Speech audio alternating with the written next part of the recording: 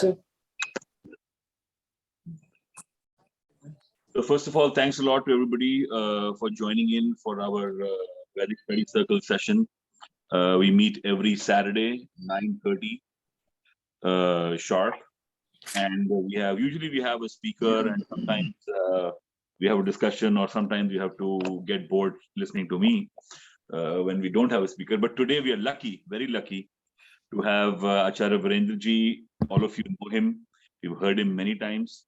But today is the kickoff for awaited by me for sure. And we are so lucky that we have him, the best person to talk about this. We're starting a series today on all the chapters of Satyarth Prakash. It is a book which is, you can say, it's a summary of what Swami Dayanand got from the Vedas, and what he made it easy for all to pick it up and learn from it.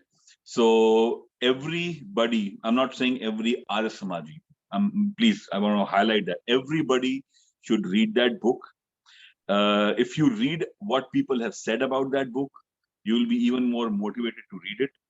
So, and without that, I would take it to Acharya Virendra Ji to kick it off today. And every second or third Saturday, we'll finalize. We will have, we'll walk through each chapter every month. So please, you can come in prepared, read ahead of time, and be ready with your questions. So with that, Virendra Ji, आपको मैं धन्यवाद धन्यवाद अभिषेक जी।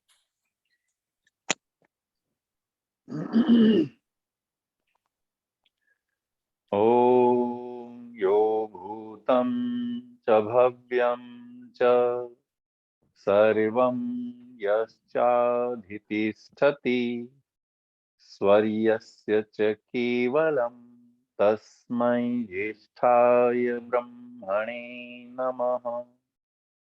यस्य भूमि प्रमान्तरिक्षमुतोदरम् दिवं यश्चक्रिमूर्धानम् तस्मै ज्येष्ठाय ब्रह्मणे नमः।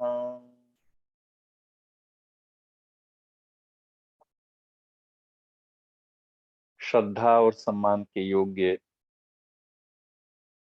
वैदिक स्टडी सर्कल की प्रेसिडेंट आदरणीय डॉक्टर राकेश अब्बी जी,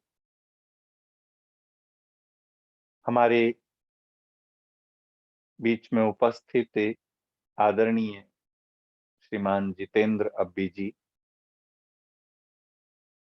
बहुत ही उत्साह के साथ अभी जिनसे चर्चा हुई आदरणीय सुश्री गीता गुप्ता जी, डॉक्टर राजेंद्र गांधी जी, और वैदिक स्टडी सर्कल के युवा कोऑर्डिनेटर संयोजक हमारे प्रिय और आदरणीय अभिषेक सहगल जी, इस वर्चुअल माध्यम से जुड़े हुए सभी मेरे श्रद्धा और सम्मान के योग्य बंधुओं, माताओं, बहनों, आप सबको मैं नमन करता हूं। एक सेकंड में ये मैसेज को ब्लॉक कर देता हूं ताकि डिस्टर्ब ना हो।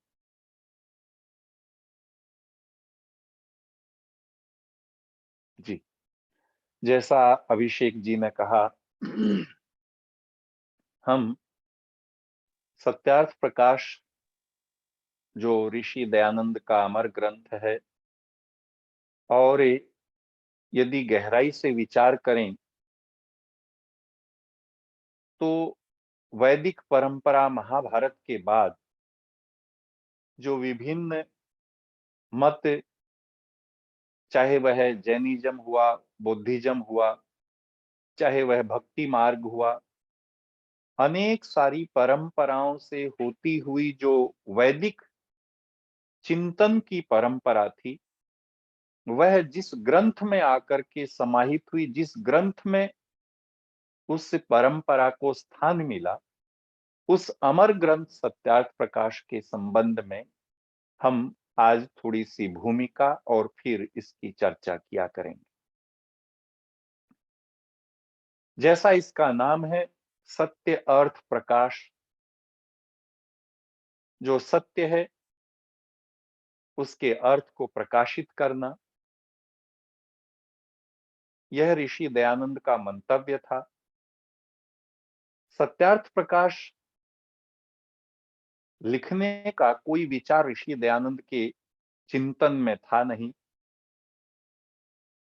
1874 की ये घटना है। स्वामी जी महाराज जून में काशी पधारे थे, बनारस पधारे थे। वहां डिप्टी कलेक्टर थे, उनका नाम था, जो मुरादाबाद के रहने वाले थे, और उनका नाम था राजा जयकृष्ण दास। उस समय वो बनारस में डिप्टी कलेक्टर थे। राजा जयकृष्ण दास स्वामी दयानंद के विचारों को सुनने के लिए आते थे। उनकी मीटिंग्स का अरेंजमेंट भी उनके जिम्मे था। एक दिन राजा जयकृष्ण दास ने स्वामी दयानंद से आग्रह किया कि महाराज, आप जब आते हैं, आप विचार रखते हैं, सबको बहुत अच्छा लगता है, अंग्रेज भी बड़े प्रभावित होते हैं, लेकिन जब आप चले जाते हैं तो फिर आपकी बातें धीरे धीरे मन से, मस्तिष्क से उतर जाती हैं। आप ऐसा न करें कि आप अपने विचारों को लिखित रूप दे दें, आप अपने विचारों को कहीं संग्रहित कर दें। ये प्रार्थना राजा जयकृष्ण दास ने स्वामी जी से की। उन्होंने प्रार्थना की, स्वामी जी ने कहा कि मेरे पास ऐसा कोई विचार, ऐसा कोई उपाय नहीं है। तब राजा जयकृष्ण दास ने ही उनको राइटर उपलब्ध करवाया। पंडित भीमसेन उनका नाम था। 2 राइटर उपलब्ध करवाए और 12 जून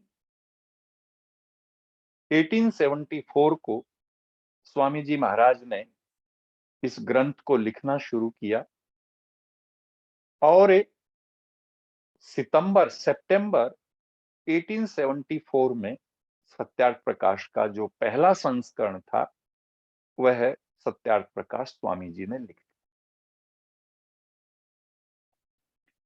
सारी दुनिया के इतिहास में कुछ अमर रचनाएं हुई। कुछ साइंटिस्ट ने बहुत अच्छे ग्रंथ लिखे, कुछ इकोनॉमिस्ट ने बहुत अच्छे ग्रंथ लिखे, जिन्होंने सारी दुनिया के जीवन को, सारे संसार को प्रभावित किया।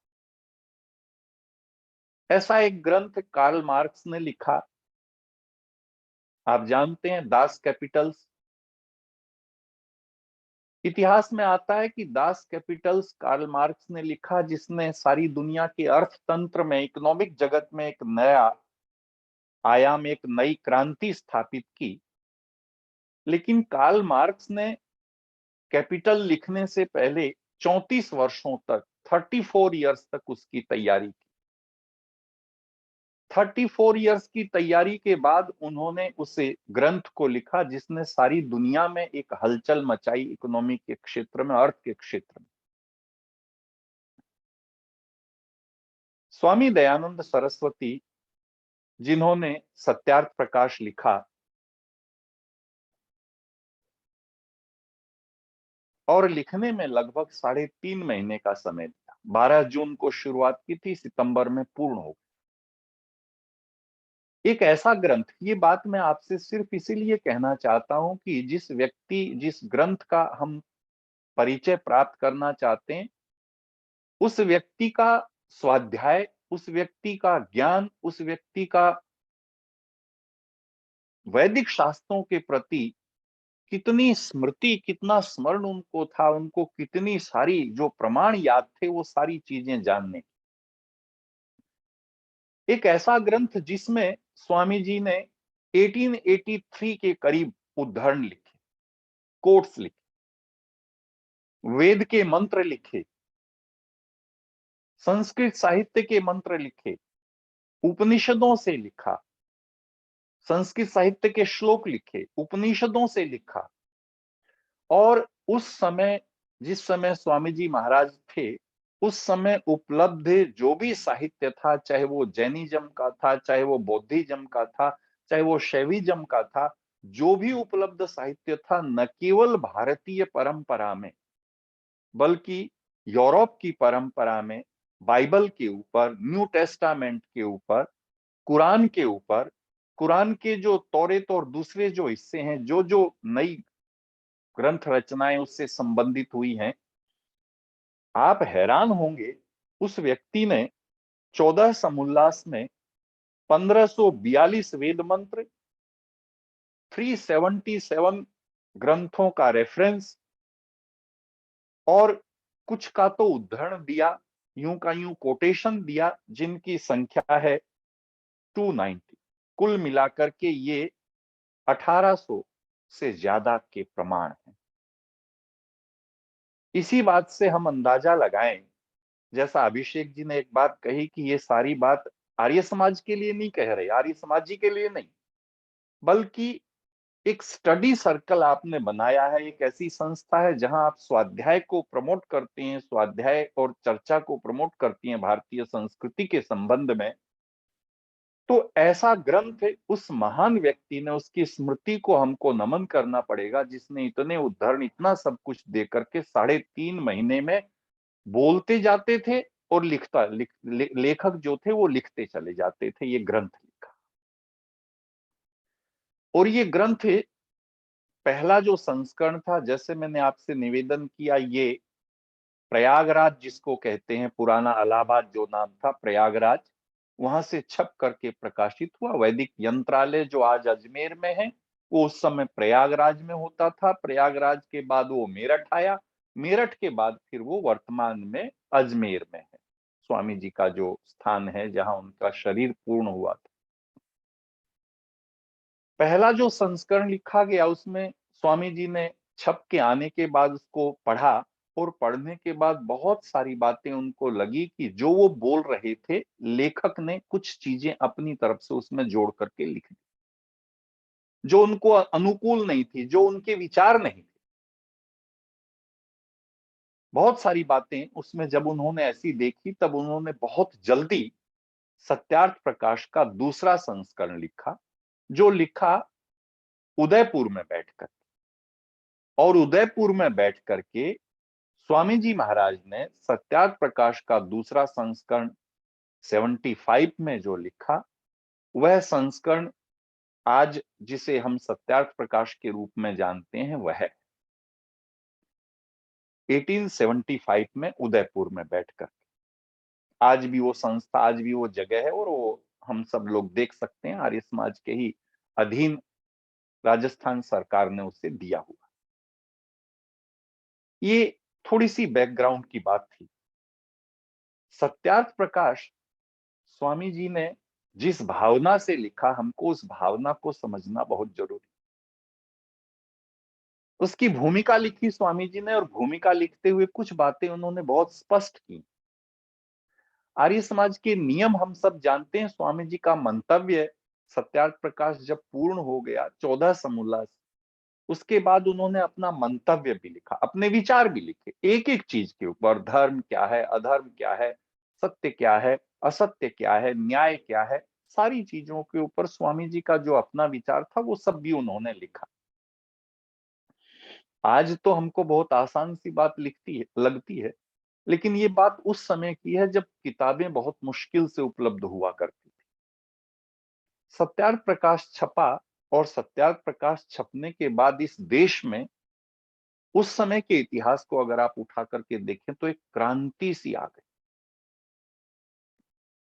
पंजाब में लाला लाजपत राय, पंडित लेखराम, गुरुदत्त विद्यार्थी जो मैथ्स में एमएससी थे उस जमाने के, और सारे देश में जहां जहां ये ग्रंथ पहुंचा, चाहे बंगाल में पहुंचा, चाहे मध्य भारत में पहुंचा, चाहे मेरठ में पहुंचा, जहां जहां ये ग्रंथ पहुंचा, एकदम से स्वामी जी की विचारधारा से प्रभावित लोगों की बाढ़ सी आ गई, हुजूम सा तैयार हो।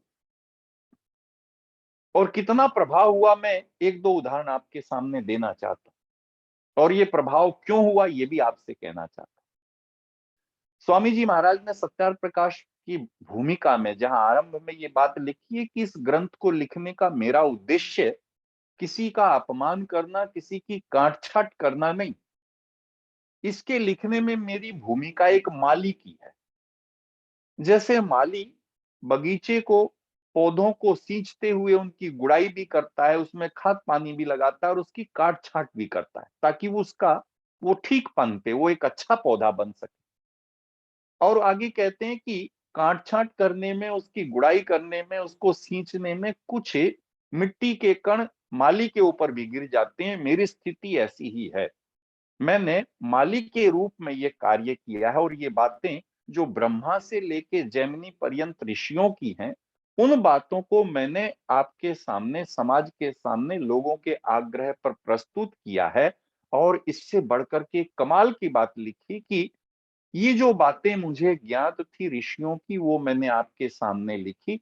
अगर इसके बाद भी विद्वानों को आगे चल करके ऐसा लगता है कि इसमें कुछ परिवर्तन परिवर्धन की आवश्यकता है, तो विद्वान लोग मिल मिला करके उसमें परिवर्तन समाज के हित में कर लेवें, परिवर्धन परिवर्तन कर ले। ऐसी बात उस व्यक्ति के महान हृदय को परिलक्षित करती है, बताती कि उसकी भावना कितनी बड़ी।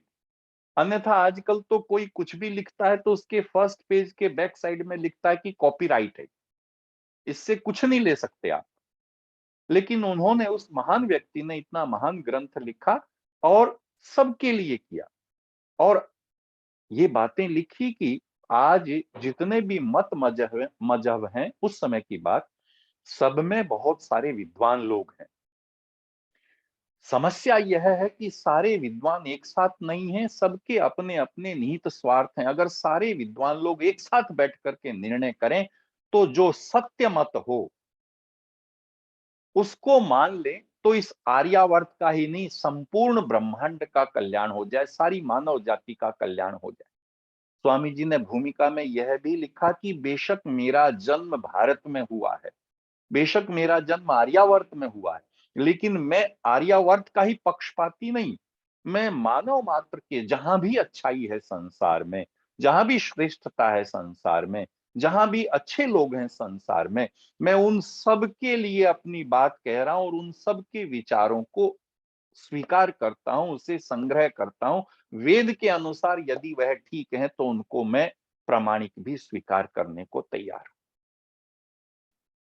ऐसे महान व्यक्ति ने इस सत्यार्थ प्रकाश नामक ग्रंथ को लिखा। और आर्य समाज के नियमों की थोड़ी सी चर्चा यहां करनी इसलिए महत्वपूर्ण है क्योंकि उन्होंने आर्य समाज का नियम यह बना दिया कि संसार का उपकार करना इस समाज का उद्देश्य है। उसके साथ साथ उन्होंने एक बात और कमाल की कही, जिसके कारण सत्यार्थ प्रकाश लिखा कि प्रत्येक को अपनी ही उन्नति से संतुष्ट नहीं रहना चाहिए, बल्कि सबकी उन्नति में अपनी उन्नति समझनी चाहिए। बहुत बड़ी बात।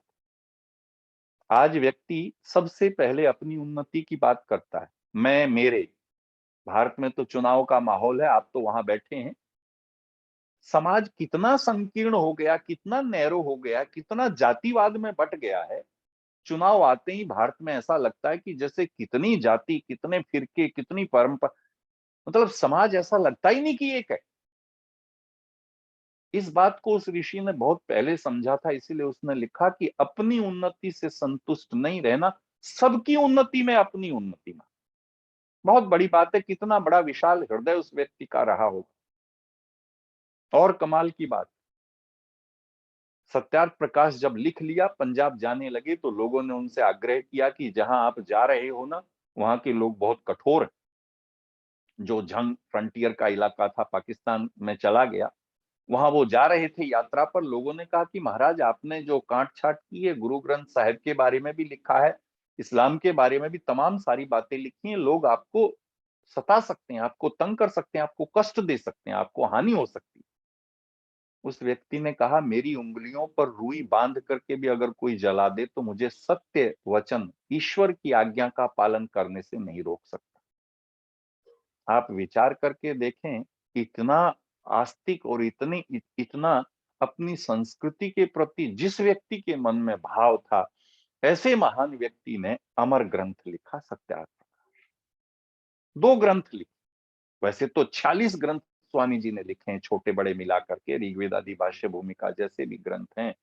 पर दो ग्रंथ जिनके बारे में थोड़ी सी हमको जानकारी होना चाहिए और उसके पीछे का भाव हमको स्पष्ट आना चाहिए, एक संस्कार विधि और एक सत्यार्थ प्रकाश। संस्कार विधि मानव के निर्माण के लिए और सत्यार्थ प्रकाश मानव के मन मस्तिष्क आत्मिक विकास के लिए, समाज को एक रूपता देने। जैसे ही देश आजाद हुआ, कोई भी देश आजाद होता है तो वो अपने लिए 5 ईयर प्लान्स बनाता है। भारत में भी 5 ईयर प्लान्स बनते हैं, अब तो शायद कम बनते हैं, पहले बहुत सारे 5 ईयर प्लान्स बनते। आर्य समाज की परंपरा में ऋषि दयानंद का विचार था कि यदि जिस व्यक्ति के लिए, जिस इंसान के लिए ये 5 ईयर प्लान्स बनाए जा रहे हैं, यदि उसका निर्माण नहीं हुआ, आपने डैम बनाए, आपने बांध बनाए, आपने सड़कें बनाई, आपने तमाम भौतिक साधन बनाए, यदि इंसान नहीं बनाया, अगर वह एक अच्छा इंसान नहीं बन पाया, वह एक सुसंस्कृत सिविलाइज्ड इंसान नहीं बन पाया, वह एक आर्य जिसका उन्होंने नाम दिया। कमाल की बात, स्वामी जी महाराज ने इस संस्था को नाम आर्य समाज दिया, कोई धर्म नहीं दिया। कितना गहरा चिंतन उनका था। वरना धीरे धीरे आगे चल करके जैसा बाकी धर्म, बाकी परंपराओं में हुआ, ऐसा ही यहाँ हो जाता। स्वामी दयानंद की फोटो होती, लोग उनकी पूजा करते और वही सारी चीजें चल पड़ती। लेकिन स्वामी जी महाराज ने जो दिव्य दृष्टि, जो दूरदृष्टि उनके पास थी, और वो किस लिए थी? वेदों की। कमाल की बात। परमपिता परमात्मा का मैं कई बार विचार करता हूं। आप ये सोचें कि जैसे एक शब्द है ना कि कीचड़ में कमल खिलता है, ऐसे ही स्वामी जी महाराज का जन्म एक ऐसे परिवार में हुआ जहां सारी रूढ़ियां थी। जिन रूढ़ियों का उन्होंने जीवन भर विरोध किया, जिन बातों को वो जीवन भर स्थापित करना चाहते थे, स्वामी जी का जन्म ऐसे ही एक रूढ़िवादी परिवार में हुआ। और बचपन से ही रुद्राष्टाध्यायी और तमाम सारी चीजें जो उनकी परंपरा की थी, वो उनको सब याद करवा दी गई। आपने जीवनी में पढ़ा होगा, नहीं तो मैं आपको सिर्फ एक बार थोड़ी सी बात बताना चाहता हूं। होना यह चाहिए था कि जैसे संस्कार, जैसी बातें परिवार ने सिखाई, पिताजी ने सिखाई, परंपरा ने सिखाई, उनको भी उसके अनुसार ही ढलना चाहिए था, वैसा ही होना चाहिए था। लेकिन एक दोहा है कि लीख लीख गाड़ी चले, लीख ही चले कपूत। लीख समझते हैं? ट्रैक, जो गाड़ी का ट्रैक बन जाता है, सड़क बन जाती है। लीख लीख गाड़ी चले, लीख ही चले कपूत, लीख छोड़कर तीन चले, शायर सिंह सपूत। कहने लगे जो सपूत होता है, जो शायर होता है, और जो सिंह होता है, वो अपनी ही लीख बनाता है। ये बात स्वामी दयानंद पे घटित हुई। जहां पौराणिकता का भरपूर प्रभाव था, ऐसी जगह उस परमपिता परमात्मा की कृपा हुई और उस महान बालक के मन में ये विचार जगे, और फिर धीरे धीरे धीरे आगे चल करके सत्यार्थ प्रकाश जैसे महान ग्रंथ का प्रणयन हुआ। सत्यार्थ प्रकाश के प्रभाव की चर्चा मैं आपसे कर रहा था। उसके जो समुल्लास हैं, उसके जो अध्याय हैं, उनकी भी चर्चा हम करेंगे। पर आज मैं थोड़ा सा आपको उसकी पीछे की भूमिका, उसके प्रभाव के संबंध में कुछ बातें आपसे निवेदन कर रहा हूं। इस क्रम में एक घटना में जरूर आपसे निवेदन करना चाहता हूं। आर्य समाज के एक सन्यासी हुए जिनका नाम था स्वामी सर्वदानंद जी महाराज। उनको वीतराग सन्यासी कहा जाता है। केवल एक ही व्यक्ति को कहा जाता है, अन्यथा आज सारी दुनिया में और भारत में विशेष रूप से आप देखें तो गृहस्थियों के पास में साधन कम है।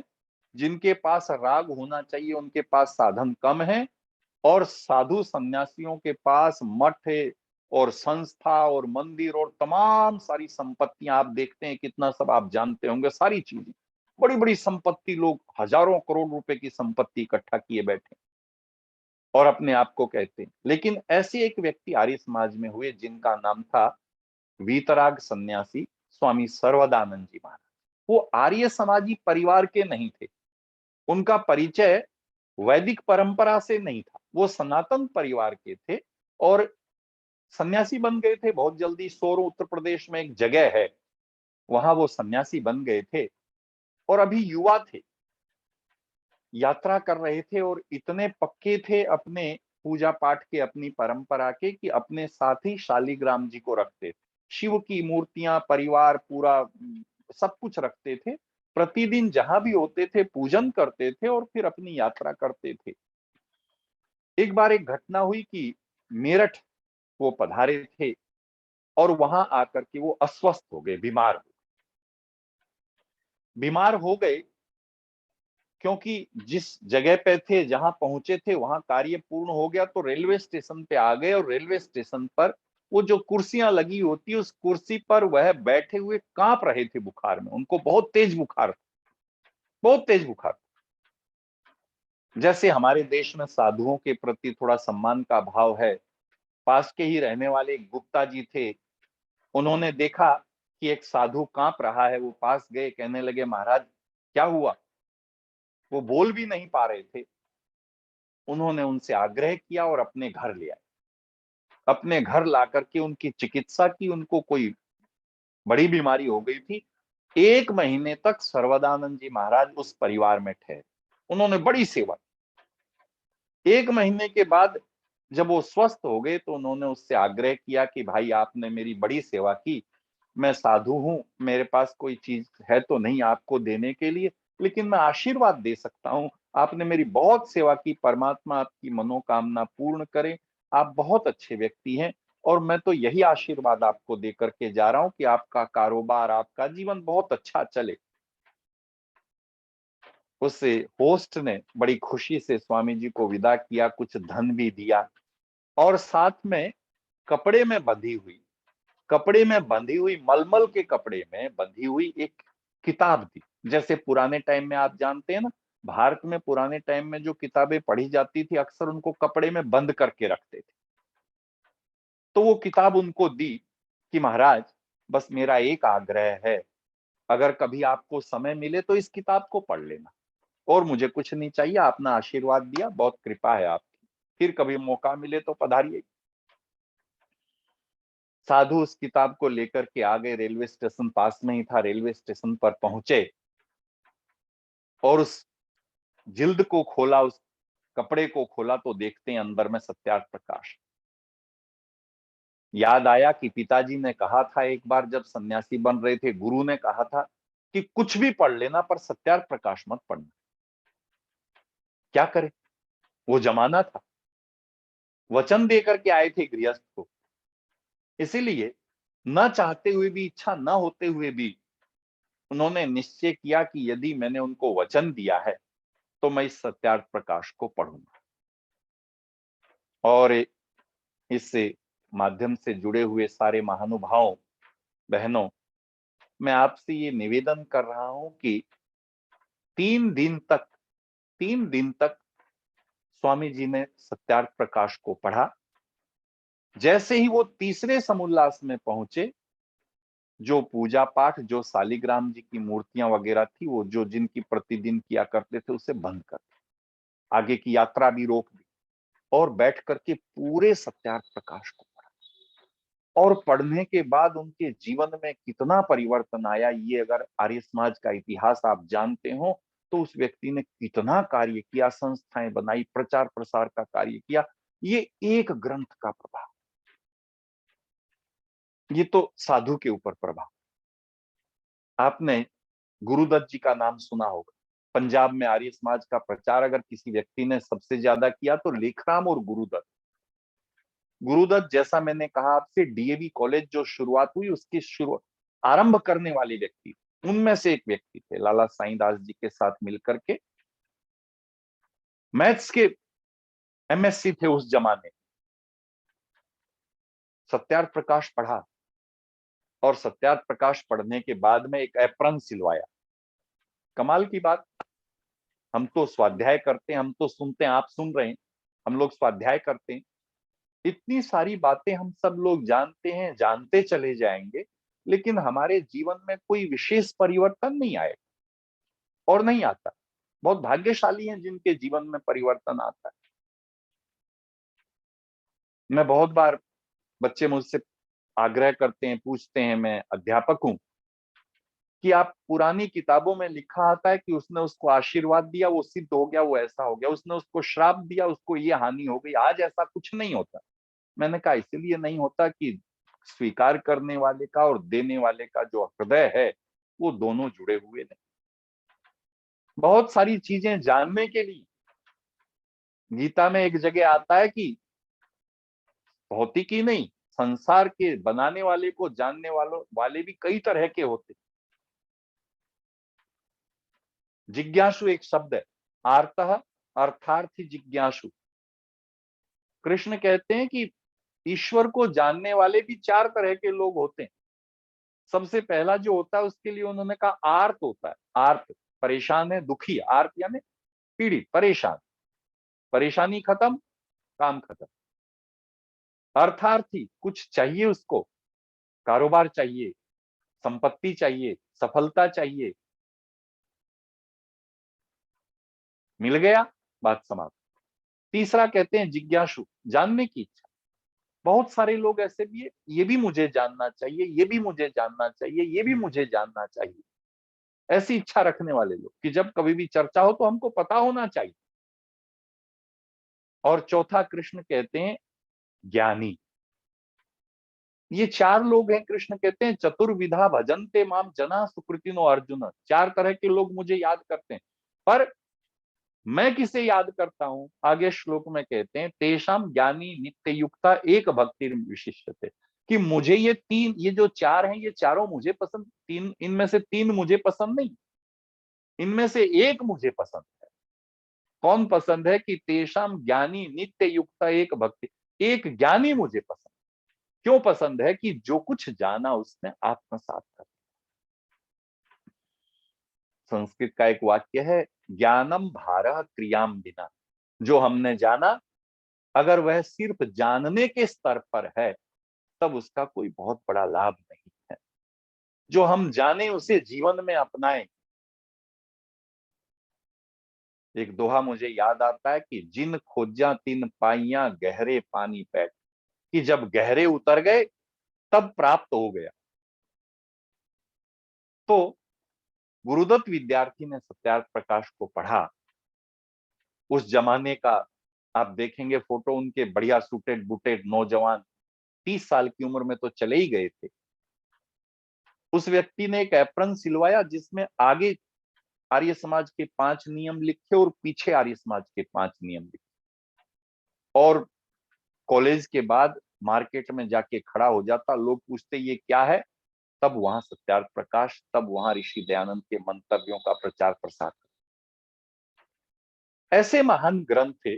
सत्यार्थ प्रकाश की महानता का कारण क्या है और उसमें ऐसी महान बातें क्या हैं जिनसे इंसान के जीवन में, इन सब के जीवन में इतनी महानता आई, यह भी हमको जानना बहुत जरूरी।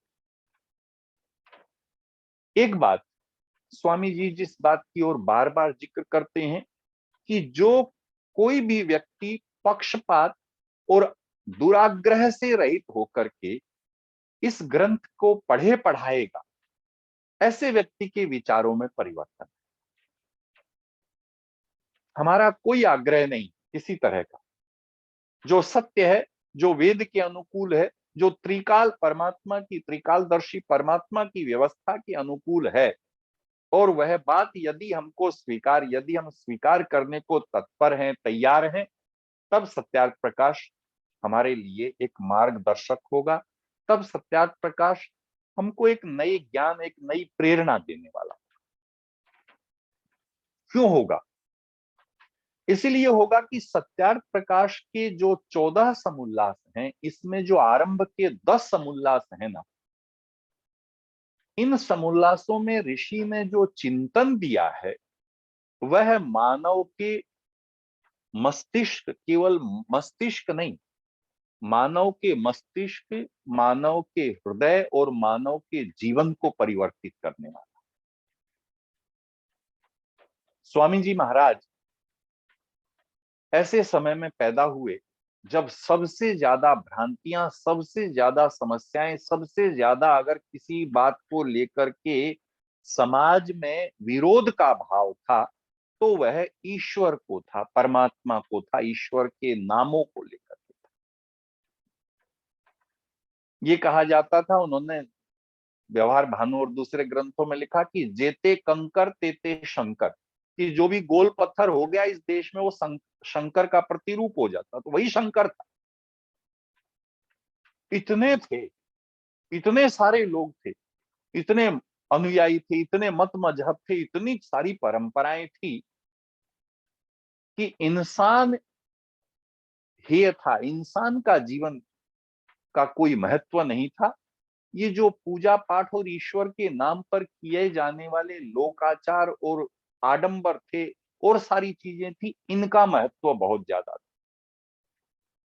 इसीलिए स्वामी जी महाराज ने सबसे पहले, हम आने वाले समय में इसकी चर्चा करेंगे कि क्या क्या नाम किस अर्थ में लिखे, लेकिन सबसे पहले उन्होंने अगर कोई बात अपने इस ग्रंथ के माध्यम से रखी तो वो परमात्मा की।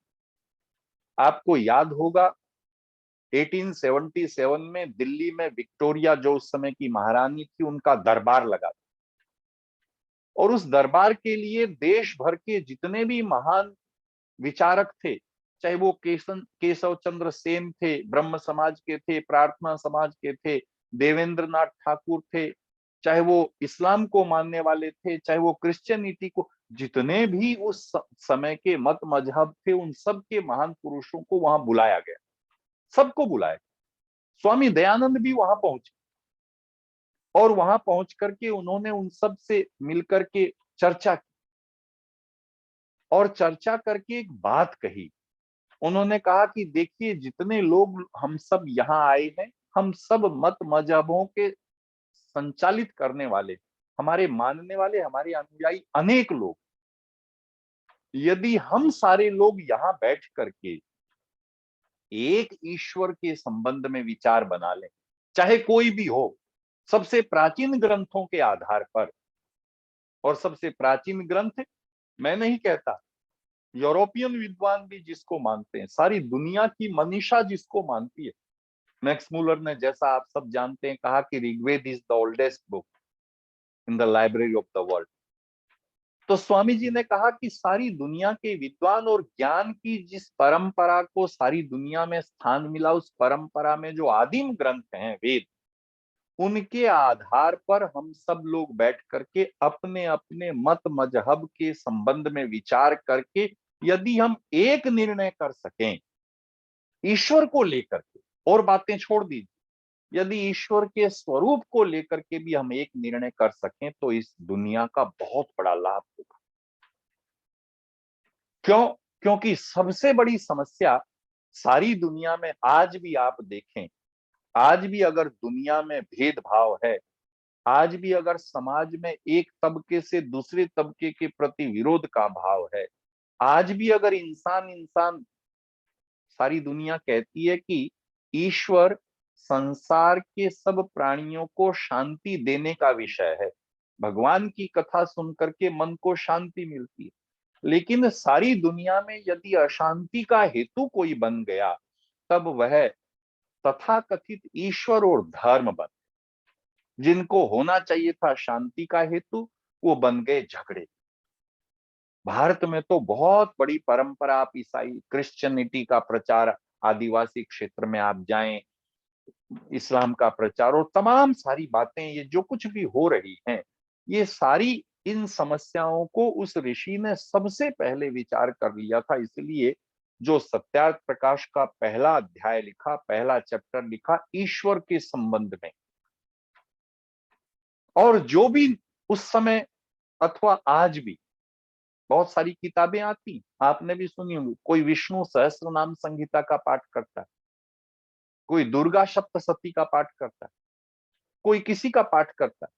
स्वामी जी ने उस समय में जो प्रसिद्ध नाम आज भी भगवान के हैं और हो सकते हैं, उन सबको ग्रहण किया, उन सब की चर्चा, कोई भी नाम अगर, इसीलिए कि यहां हमको एक होना है।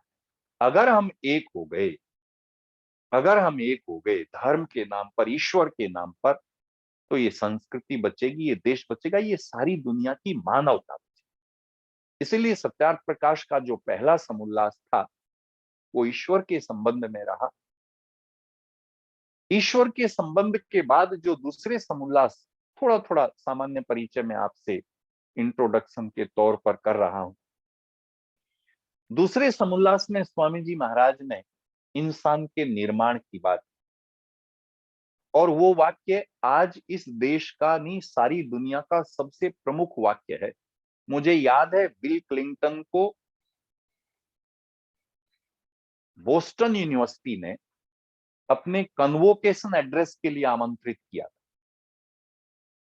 उस समय राष्ट्रपति का पद वो छोड़ चुके थे, उनको अपने कन्वोकेशन एड्रेस के लिए आमंत्रित किया। तब उन्होंने वहां के बच्चों से कहा कि मैं आज आपके बीच में वह बातें कहना चाहता हूं जो वर्षों पहले ईस्टर्न कंट्रीज, जो एशिया में भारत के ऋषियों ने कभी उपनिषदों में कही थी।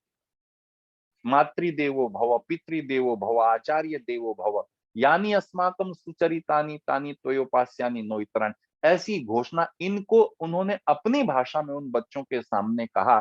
स्वामी जी महाराज ने दूसरे अध्याय में, दूसरे समुल्लास में यहीं से बात शुरू की कि अगर कोई जीवन अच्छा हो, अगर किसी का निर्माण होगा तो निर्माण करता यही लोग होंगे, मातृमान, पितृमान, आचार्य।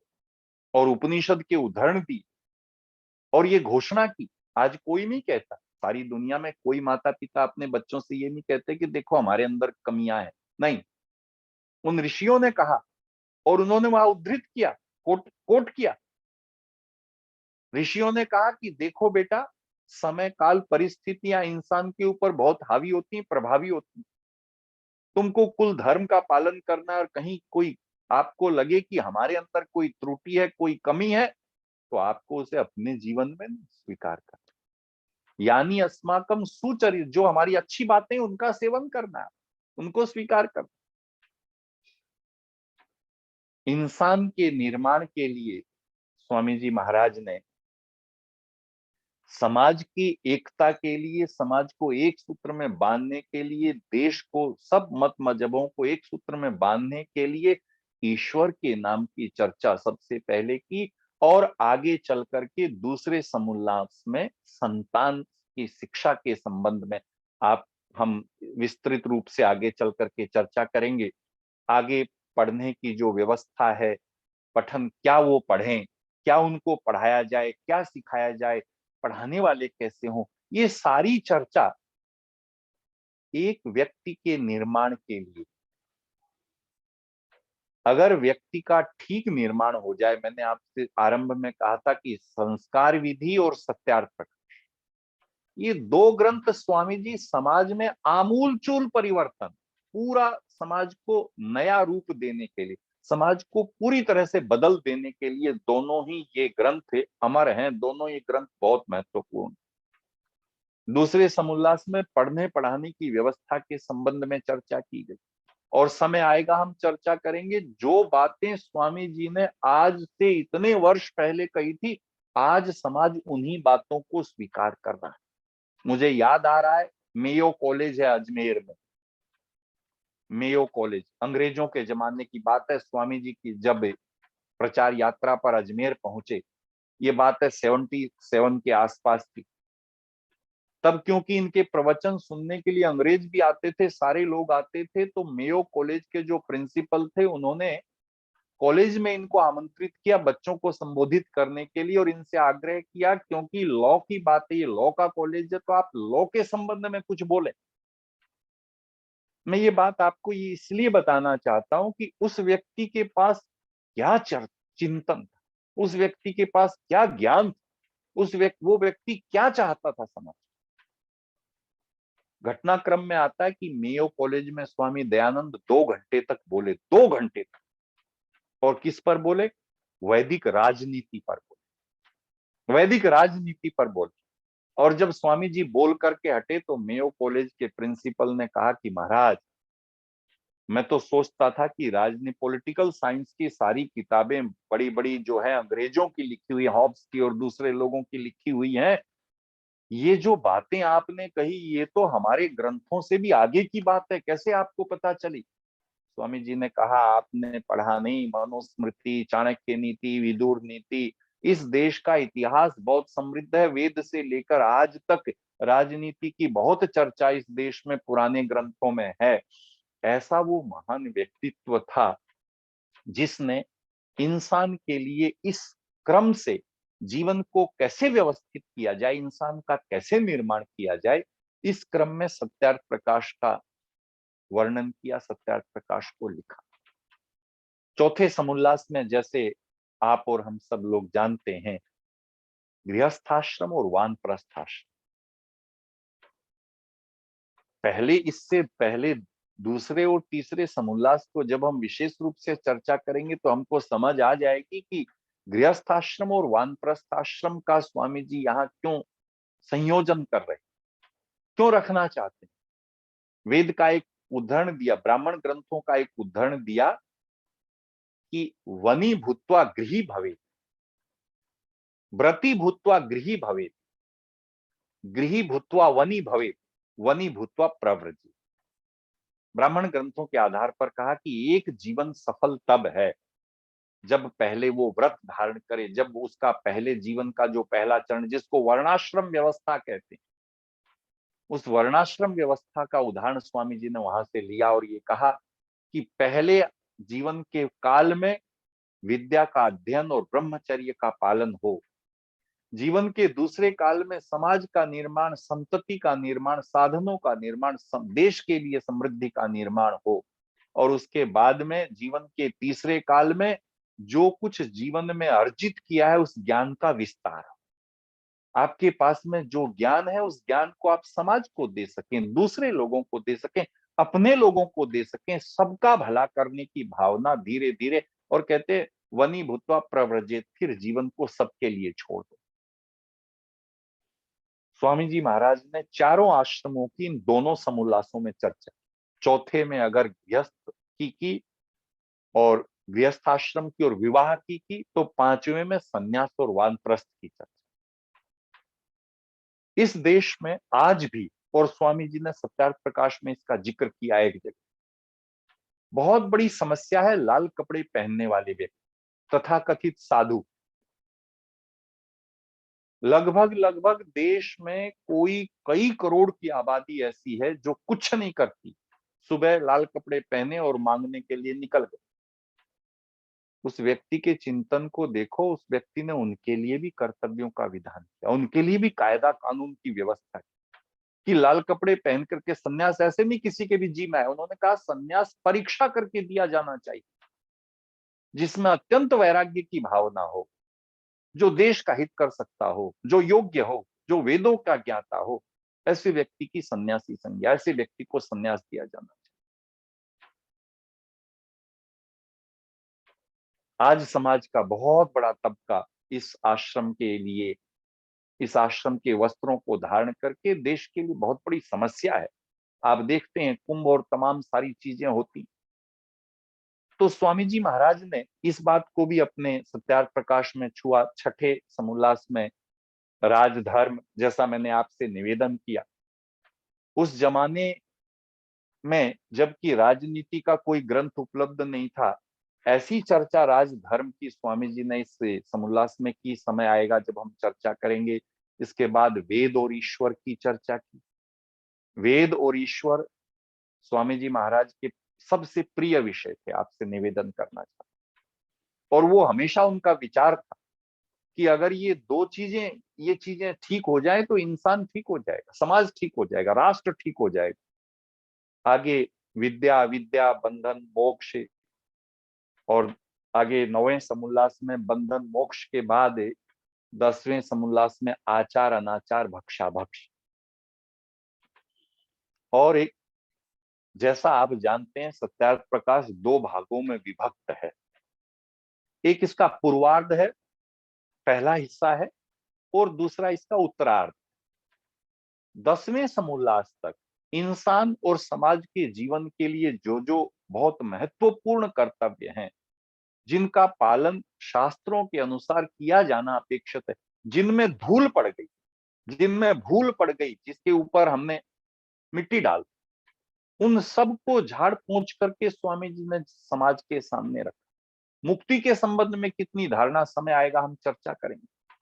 आचार अनाचार के बारे में कैसी कैसी धारणा। एक व्यक्ति खड़ा हुआ है, देश में देखा होगा आपने, हरिद्वार में खड़ा हुआ है, हाथ पतला पड़ गया, सूख गया, क्योंकि इतने दिनों से हाथ को ऊपर ही किया हुआ, वो साधु माना जा रहा है, उसकी पूजा हो रही। खाने पीने के संबंध में कितनी सारी धारणाएं खराब हुई पड़ी। तो ये जो यहां तक की चर्चा है सत्यार्थ प्रकाश की, ये जीवन में परिवर्तनकारी।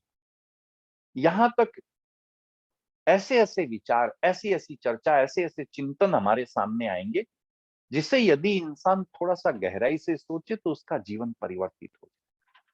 उत्तरार्ध के जो 4 समुल्लास हैं, बाद के जो 4 समुल्लास हैं, पहले वो इस देश के जो मत मजहब हैं तमाम उस समय के जो भी थे, आप हैरान होंगे उनके ग्रंथों का रेफरेंस, एक ग्रंथ नहीं, जो ग्रंथ हैं जैनियों के तो 57 के करीब किताबों का रेफरेंस, सारे ग्रंथों, सभी मत मजहबों। आप जानते हैं भारत में वैष्णव हैं, शैव हैं, वेदांती हैं, और पंजाब में अलग हैं, साउथ में अलग हैं, गुजरात में अलग हैं, महाराष्ट्र में अलग, तमाम सब जगह के जितने भी हैं, उन सब के ऊपर उस व्यक्ति ने अपने विचार दिए। तो उससे पहले उन सब के विचारों को जाना होगा। अभिषेक जी ने शुरू में एक बात कही थी, वहीं आकर के बात समाप्त करता हूं। अभिषेक जी ने कहा था कि स्वामी दयानंद के सत्यार्थ के प्रकाश के संबंध में दुनिया के महान लोगों ने क्या विचार प्रकट किए हैं, यदि आप उसे जानेंगे तो आपको समझ में आ जाएगा कि इस ग्रंथ को जानना, इस ग्रंथ की चर्चा को सुनना, पढ़ना कितना महत्वपूर्ण। कोई भी व्यक्ति था, चाहे वो आर्य समाज को मानने वाले थे चाहे न थे, सर सैयद अहमद खां, मुस्लिम यूनिवर्सिटी की स्थापना करने वाले व्यक्ति, आप हैरान होंगे जिस दिन स्वामी दयानंद का इंतकाल हुआ, उसने कहा आज दुनिया से एक सूर्य चला गया। आज दुनिया से जो अमन की रोशनी जहां से आती थी, वो व्यक्ति चला गया। भारत के जो थे वो तो थे ही, चाहे वो रोमा रोल्या थे, चाहे मैक्स मूलर थे, तमाम सारी दुनिया के लोग, उन सब ने उस व्यक्ति के संबंध में जो विचार प्रकट किए हैं, आप और हम हैरान होंगे कि एक व्यक्ति को जीवन का कितना समय मिला। 22 साल की उम्र में उन्होंने घर त्यागा और 59 ईयर्स की उम्र में, 59 ईयर्स की अवस्था में वो इस संसार से चले गए। और उसमें भी पहले देश में भ्रमण करते रहे। अपने गुरुजी के पास लगभग 66-67 में वो शिक्षा पूर्ण करके निकले थे, 66 के एंड में, और स्वामी जी 83 में संसार से चले गए। 5 बार देश का भ्रमण किया। कोई ऐसा विचार, कोई ऐसी जगह जहां सुना कि यहां चीजें ऐसी हैं, वहीं पहुंच गए। कितने लोगों ने उनको लोभ देने का यत्न किया। उस जमाने में आप जानते हैं, एक लिंग जी की गद्दी नाथ द्वारा में आज भी करोड़ों की संपत्ति, उस जमाने में 2 लाख रुपए की इनकम साल की थी। राजा ने कहा कि आप महंत बन जाएं, आप पूजा मत कीजिएगा, बस महंत स्वीकार कर लो, 2 लाख रुपए आप वेद के प्रचार में लगा दे। उस व्यक्ति ने अपने आप को झुकने नहीं। ऐसे महान व्यक्ति का ये अमर ग्रंथ सत्यार्थ प्रकाश है, जो सारी दुनिया की लगभग लगभग सब भाषाओं में प्रकाशित हुआ है। इसका थोड़ा सा मैंने आपसे प्रीफेस के रूप में थोड़ा सा परिचयात्मक आज आपके सामने रखा। ईश्वर हम सबको समझ देगा, विचार देगा, हम और भी चर्चा करेंगे। आपने ध्यान से सुना, आप सबका बहुत बहुत धन्यवाद। आचार्य जी बहुत बहुत धन्यवाद। और हमेशा की तरह ऐसे ही लग रहा था कि बातचीत चलती रहे और हम सुनते रहें, पर समय की सीमा भी है। एक बात मैं जरूर बोलूंगा जो मुझे बहुत आज बहुत पावरफुल लगी इन टर्म्स ऑफ वो जो इंसिडेंट आपने बताया कि अगर सब मत के लोग मिले हैं एक जगह और वो डिसाइड करने की भगवान या ईश्वर जो है उसका स्वरूप एक ही होगा और उस पर मान लें, और वो थॉट आना उस समय में जब शायद इतनी कॉम्प्लेक्स सेक्ट्स और इतने कॉम्प्लेक्स चीजें नहीं थी, अब तो things have become really complicated. अगर वो उस समय में वो थॉट आना कि सोचना कि जड़ मूल क्या है इस सारे कॉन्फ्लिक्ट्स का, और उसका प्रपोजल देना, दैट वाज अ वेरी बहुत पावरफुल थॉट वो मुझे लगा। तो वो डेफिनेटली हमेशा मेरे साथ रहेगा।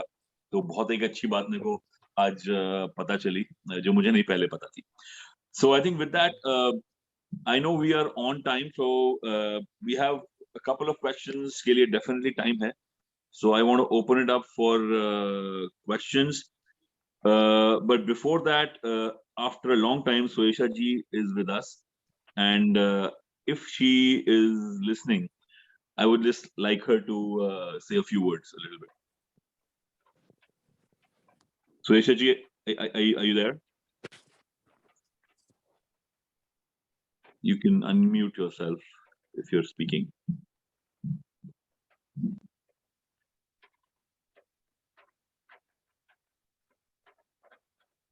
Okay, maybe there is some technical issues at her end. But if there's anybody else, any question, you can unmute yourself and ask a question.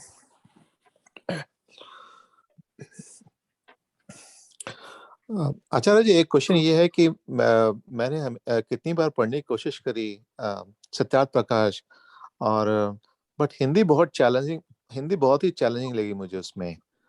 तो उसके बारे में आप क्या बोलेंगे? असल में देखिए, स्वामी दयानंद, आपको एक बात शायद पता होगी कि भारत में थोड़े दिनों पहले ये एक बहुत बड़ा आर्य समाज में भी चर्चा का विषय रहा कि सत्यार्थ प्रकाश की भाषा को बदल दिया जाए, क्योंकि वो भाषा बहुत सारी जगह पे बहुत चैलेंजिंग है, जैसे आप कह रहे हैं। यहाँ भी चर्चा रही, और एक एक संस्करण एक संस्थान ने छाप भी दिया चेंज कर, क्योंकि स्वामी दयानंद, उन्होंने सत्यार्थ प्रकाश के आरंभ में लिखा है कि मेरी मातृभाषा गुजराती और मैं बोलता था संस्कृत।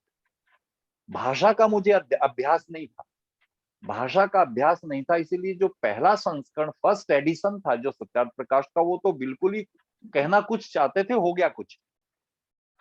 दूसरे समुल्लास में भी आज के समय के हिसाब से अगर आप भाषा देखें, वेद के मंत्रों की व्याख्या देखें, तो बहुत ऐसी है कि आपको लगेगा कि हमको तो कुछ एक पेज पढ़ गए और आपको कुछ समझ में ही नहीं आया कि वो क्या कहना चाह रहे हैं।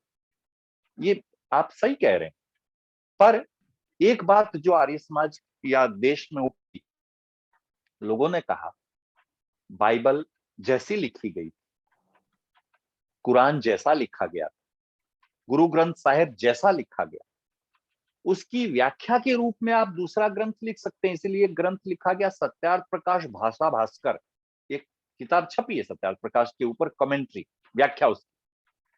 लेकिन लोगों ने कहा कि ऐसे अगर हम चेंज करने लगे, अगर कोई भी ऐसे भाषा बदलने लगे, तो कल फिर से भाषा, क्योंकि देखिए जो भाषा है ना, वो निरंतर चेंज होती रहती है, परिवर्तनशील, वो सरलता की ओर चलती है। तब स्वामी जी का जो मंतव्य होगा, स्वामी जी का जो विचार होगा, वो विचार आगे चल करके कहां से कहां पहुंच जाएगा, ऐसा विचार करके जो परोपकारिणी सभा है, जिसके पास स्वामी जी के उत्तराधिकार का राइट है, जिसको स्वामी जी ने अपने सारे ग्रंथों का अधिकार दिया हुआ है, और आर्य समाज की जो संस्था है, उन्होंने ये निर्णय किया कि नहीं, हम व्याख्या के रूप में, जैसा अभिषेक जी ने शुरू में कहा कि हम ये जो चर्चा कर रहे हैं, ये चर्चा हम करेंगे एक एक। देखिए, मैं अपनी बात कहता हूं, मैं गुरुकुल में पढ़ा, और गुरुकुल में साल में 15 दिनों तक, जो श्रावण का जो महीना आता है, श्रावण के महीने में 15 दिनों तक सिर्फ ऋषि दयानंद के ग्रंथ पढ़ने होते और कुछ नहीं, पढ़ाई बंद हो जाती। 15 दिनों तक वहां सिर्फ ऋषि दयानंद के ग्रंथ पढ़े जाते। सत्यार्थ प्रकाश हमने कितनी बार पढ़ा, पर जब मैं आपके सामने चर्चा करूंगा ना, आपसे निवेदन कर रहा हूं, मैंने पहले समुल्लास को जिस दिन अभिषेक जी से बात हुई, तब से अब तक 3 बार पढ़ लिया, और भी 10-5 बार मैं पढ़ूंगा उसको, क्योंकि जो ऋषि, यही तो विशेष बात है, आप हम ऋषि में और हम में यही तो अंतर है, उस व्यक्ति का मंतव्य प्लस उस समय की भाषा, उन दोनों को समझने के लिए बहुत पुरुषार्थ की, बहुत थोड़ी साधना की जरूरत पड़ेगी। मुझे विश्वास है हम सब लोग कोशिश करेंगे और वो सरल हो जाएगी धीरे धीरे। Poonam ji, go ahead. I see a raised hand. Oh thank you. इसीलिए तो आजकल आई थिंक हर जगह पर दुनिया में संस्कृत पढ़ना शुरू करा गया है, क्योंकि संस्कृत कोई ऐसी भाषा नहीं थी जो कि जिसको बोलते हैं मदर टंग, मादरी जुबान किसी की रही हो। बाद में इसका जो आज का स्वरूप है वो स्ट्रक्चर किया गया सिर्फ इसीलिए कि सब लोग एक उसमें समझ सके, क्योंकि संस्कृत के हर शब्द के एक एक्सप्लेनेशन है जो कि हमें बाकी लैंग्वेजेस में नहीं मिलता। तो और सत्यार्थ प्रकाश में भी, क्योंकि संस्कृत युक्त भाषा है उनकी, और जहां पर भी आपको हाईली टेक्निकल देना होगा वो जरूरी हो जाता है। सही बात, तो बिल्कुल संस्कृत ठीक कह रहे समझने हैं आप। के तो हमें अपने आप ही वो सब, आप थोड़े भी पढ़ लें तो अपने आप सब समझने आ शुरू हो जाते हैं, चाहे वो आपके वैदिक मंत्र हैं, चाहे सत्यार्थ प्रकाश की भाषा है, चाहे हाँ वेदों की भाषा तक पहुंचने में हम लोग को बहुत देर लगेगी, लेकिन काम आसान नहीं है। पर जैसे आपने कहा गहरे पानी मुश्किल बैठना नहीं है भी कुछ आसान भी अगर नहीं ठान है। लीजिए। गहरे पानी बैठना भी आसान नहीं है। Yeah, thank you, Poonam ji. And Manoj, thank you for that question. I think I would very much agree with you. But जैसे आचार्य जी ने कहा कि कोई और सत्यार्थ प्रकाश कोई भी बुक आप पढ़ते हैं, when you read it first time, you will form an opinion about the topic. You read it a second time, you will get to the next layer of that book. और सत्यार्थ प्रकाश जैसी जो किताब है उसमें तो इतनी लेयर्स हैं जो समझने में आपको कई बार उसे पढ़ना पड़ेगा। और आचार्य जी ने कहा कि अभी भी जब उन्हें बोलना होता है तो वो दोबारा पढ़ते हैं जस्ट टू गेट, और हमारी इस बारे में बात भी हो रही थी। So I think it is not definitely not easy, but something that you have to make एक प्रण करने की जरूरत है और उसको फिर फर्स्ट टाइम पढ़ें और मतलब धीरे धीरे करके, and then this is a good forum. अब we can ask questions if you read it once, so I think I would say take full advantage of this. Abhishek ji एक मिनट, छोटी सी बात। हम्म। हम लोग ने, जैसे हम लोग अक्सर कहते हैं, अब हम ठीक है I can be proud what ever, लेकिन अक्सर हम लोग कहते हैं संस्कृत की बुक्स के लिए कि जी बहुत मुश्किल भाषा है। ऐसी शिकायत हमने कभी शशि थरूर की किताबों के लिए तो नहीं सुनी। उसकी तो बहुत तारीफ होती है। उसकी कभी किताब पढ़ी है आपने? उसकी किताब खोलकर लोग कहते हैं वाह वाह वाह वाह, बहुत बढ़िया किताब है, जहाँ की एक शब्द नहीं समझ आता है उसको। I'm sorry, Poonam ji, which book? Shashi Tharoor की कोई भी किताब उठा लो, Oh, okay. उसकी तो सब बहुत तारीफ करते हैं। कभी किसी को नहीं कहते सुना कि भाई ये तो समझ में नहीं आता है। हम लोग संस्कृत के लिए क्यों पीछे पड़े रहते हैं?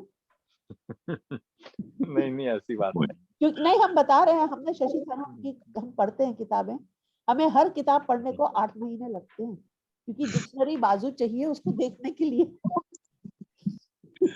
और बाद में पता चलता है कहा तो उसने कुछ भी नहीं है। लेकिन संस्कृत में ये बात नहीं है।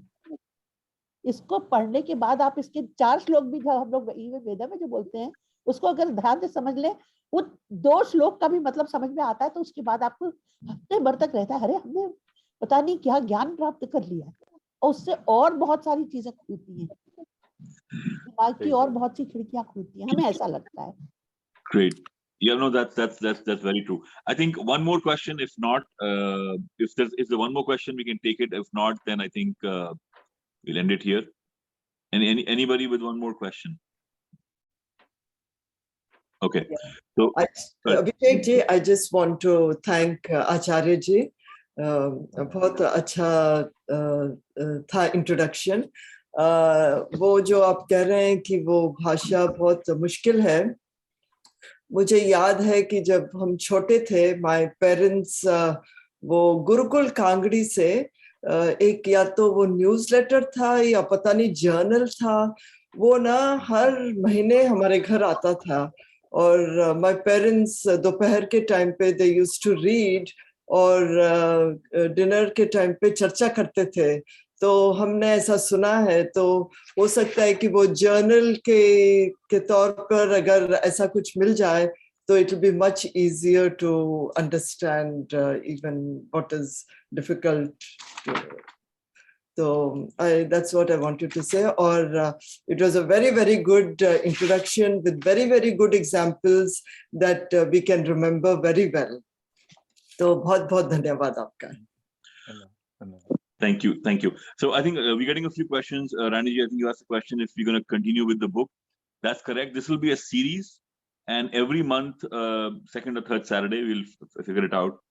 We'll have Acharya Ji, and we'll take one chapter, or maybe we can take. Maybe a chapter can go over sessions as well. So we'll take the next time. We'll take the first chapter, और उसकी चर्चा करेंगे. So yes, this will be a series ongoing.